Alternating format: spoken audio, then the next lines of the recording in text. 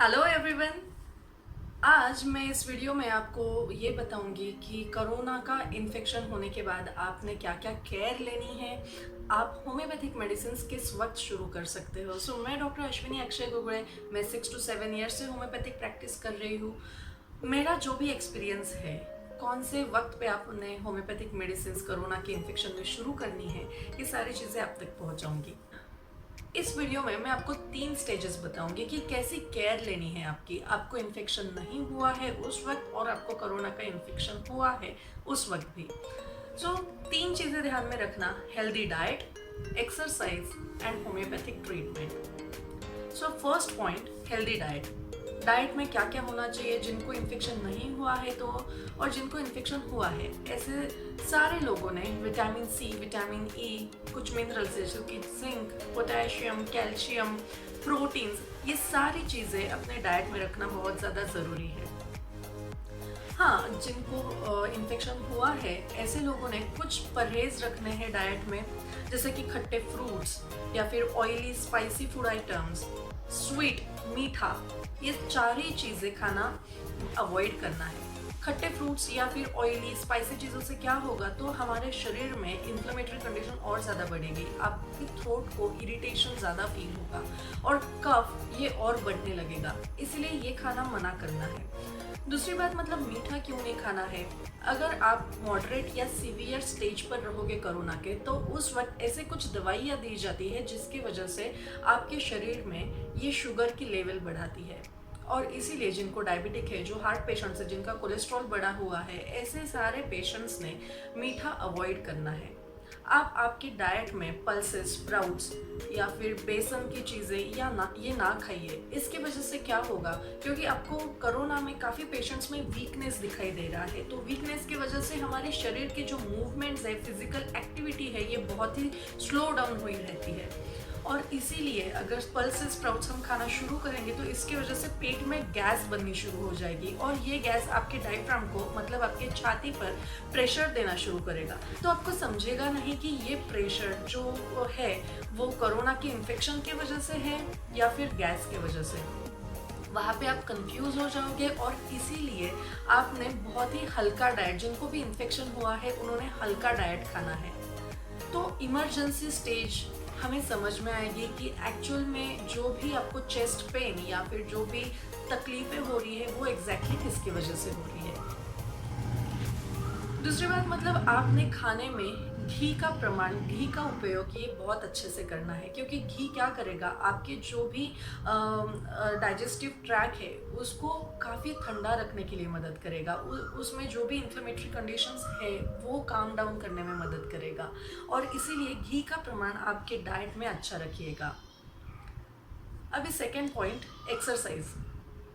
सारे स्टेजेस में सारे लोगों ने रादर एक्सरसाइज करना बहुत ज़्यादा ज़रूरी है। ये एक्सरसाइज से क्या होता है? एक्सरसाइज से, ध्यान से सुनिए, ये एक्सरसाइज से हमारे शरीर में नाइट्रिक ऑक्साइड, ये इम्पॉर्टेंट गैस रिलीज होता है और ये गैस आपकी आर्टरीज या वेसल्स जो भी होते हैं, जो खून का बहाव करते हैं, तो वो ये वेसल्स वो डायलेट करने के लिए हेल्पफुल रहते हैं। अगर आपके वेसल्स ये अच्छे से डायलेट हो गए तो आपको खून का जो भी सप्लाई है वो प्रॉपर होता रहेगा। आपके लंग्स को खून का अगर सप्लाई ठीक से रहा तो आपका जो भी ऑक्सीजन लेवल है वो मेंटेन रहने के लिए हेल्प रहेगी।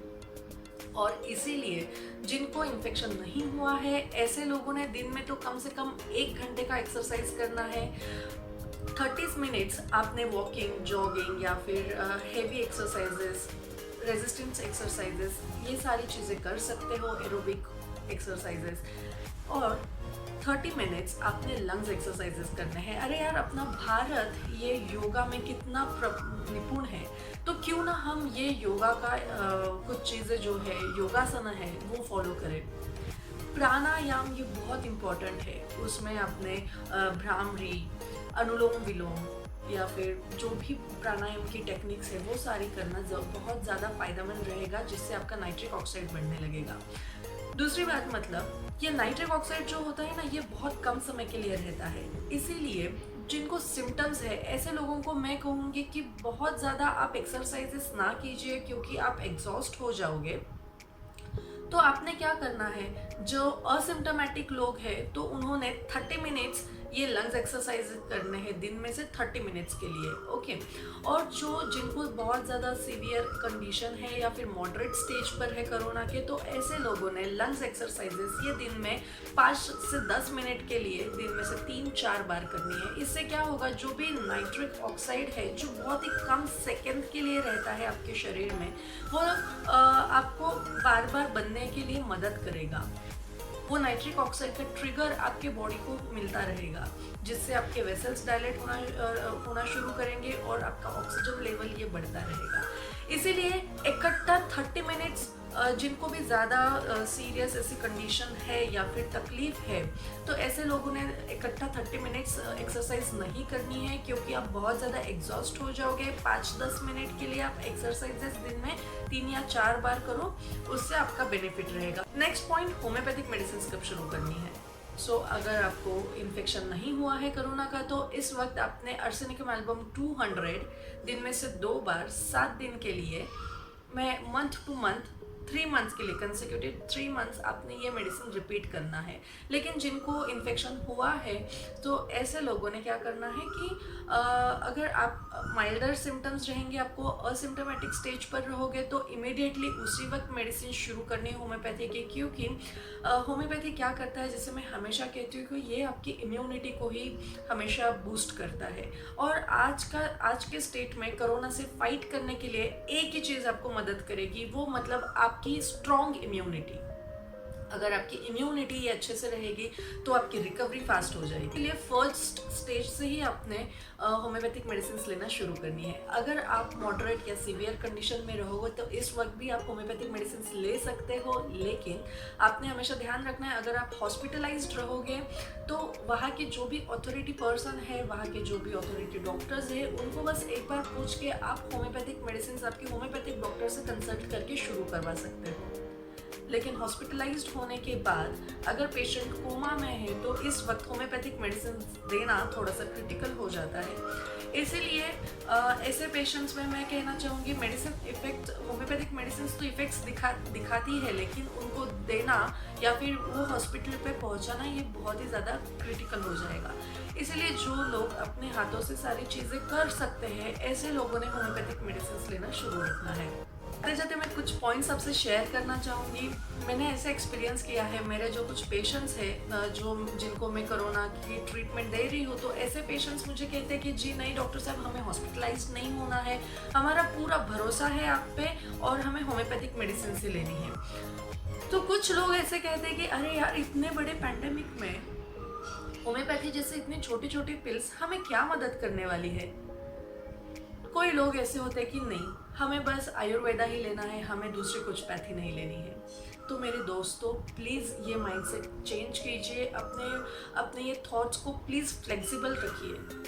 क्यों? क्योंकि ये ध्यान में रखिएगा कि हर एक पैथी को लिमिटेशन है, लेकिन फिर भी हर एक पैथी पेशेंट को रिलीफ कैसे मिल सके इसका ही ध्यान रख रही है। अगर आप चीज़ों को स्टिक रहेंगे और अगर कुछ कंडीशंस में आप दूसरी पैथीज यूज़ नहीं करोगे, तो आप खुद को ही वो पैथीज के गुड क्वालिटीज से दूर रख रहे हो और आपकी रिकवरी भी स्लो हो जाएगी। इसीलिए कौन से भी स्टेज रहने दो, उस स्टेज पर कौन सी पैथी सही है वो डॉक्टर्स को पता है। तो आप ये सारी पैथीज एक साथ भी ले सकते हो। होम्योपैथिक, आयुर्वेदिक एंड एलोपैथी, ये तीनों भी पैथी मेरे ख्याल से मैं जो पेशेंट्स को ट्रीट करती हूँ, तो ये तीनों भी पैथी एट ए टाइम लिया तो भी कुछ तकलीफ नहीं होती, हार्म नहीं होता। तो बस इतना ख्याल रखिए, ये कोरोना इन्फेक्शन से बचने के लिए, इससे फाइट करने के लिए बस आपकी इम्यूनिटी आपको स्ट्रॉन्ग रखनी है। फॉरगेट अबाउट पैथीज और जो भी कुछ ट्रीटमेंट्स हैं। ओके। और हमेशा ध्यान में रखना कि स्मार्ट लोग अपने जो भी प्रॉब्लम्स आते हैं वो सॉल्व करने के लिए हमेशा हर एक पॉसिबिलिटीज़ को चेक करते हैं, हर एक तरीके से खुद को प्रोटेक्ट करके रखते हैं, वो अपने थॉट्स को फ्लेक्सिबल रखते हैं। तो यस, स्मार्ट बनिए, बस थॉट्स को स्टिक रख के कुछ नहीं होने वाला इस टाइम पे। दूसरी बात, मतलब मैं ये कहना चाहूँगी कि अभी के लिए कुछ होम्योपैथिक दवाइयों के नाम बहुत ज़्यादा वायरल हो रहे हैं कि यही दवाइयाँ लो, इससे ये होगा वो होगा। तो प्लीज़ मेरे दोस्तों, ये वीडियोस को मतलब ये टाइम नहीं है कि आप घर पे बैठ के सेल्फ मेडिकेशंस करते रहो। ये टाइम है आप होम्योपैथिक कंसल्टेंट के पास जाके प्रॉपर होम्योपैथिक मेडिसिन लो, क्योंकि शरीर में कोरोना के जो भी सिम्टम्स ये बहुत अलग अलग होते जा रहे हैं और वो बस डॉक्टर ही समझ सकता है कि एग्जैक्टली क्या हो रहा है, और उस हिसाब से आपके होम्योपैथिक मेडिसिन भी चेंज होते हैं। होम्योपैथिक मेडिसिन में हम माइंड को बहुत ज़्यादा इंपॉर्टेंस देते हैं। काफ़ी लोगों में ऐसे पाया गया है कि ये इन्फेक्शन होने के बाद वो बहुत ज़्यादा पैनिक हो जाता है, एंग्जाइटी लेवल्स बहुत ज़्यादा बढ़ जाती है, जिसके वजह से इन्फेक्शन भी बढ़ने लगता है। और यही सारी जानकारी देने के बाद होम्योपैथ आपको बेस्ट होम्योपैथिक दवाइयाँ प्रिस्क्राइब कर सकते हैं। इसीलिए ये टाइम नहीं है घर पे बैठ के सेल्फ मेडिकेशंस करने का, ये टाइम है आपको प्रॉपर ट्रीटमेंट मिलने का। सो बस आशा करती हूँ ये वीडियो देखने के बाद आपके मन में कौन सा स्टेज पर होम्योपैथिक दवाइयाँ ले सकते हैं इसका डाउट क्लियर हो गया रहेगा।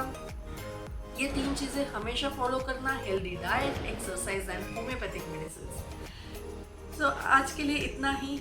इस वीडियो के रिगार्डिंग आपको कुछ भी डाउट्स रहेंगे, कुछ भी बातें पूछनी रहेंगी तो प्लीज़ मुझे आप कमेंट सेक्शन में पूछ सकते हो। जैसे मैंने इसके पहले कहा, फर्स्ट पॉइंट में हेल्दी डाइट में विटामिन सी, विटामिन ई और जिंक, मिनरल्स, ये सारी चीज़ें तो कौन से फ्रूट्स में, वेजिटेबल्स में ये सारी चीज़ें पाई जाती है, इस पर मैंने पहले भी कुछ वीडियोज़ बनाए हुए हैं। उसका लिंक मैं डिस्क्रिप्शन बॉक्स में शेयर कर दूँगी, तो आप वहाँ पर जाके वो सारी चीज़ें डिटेल में देख सकोगे। तब तक के लिए take care, be happy and stay healthy with homeopathy.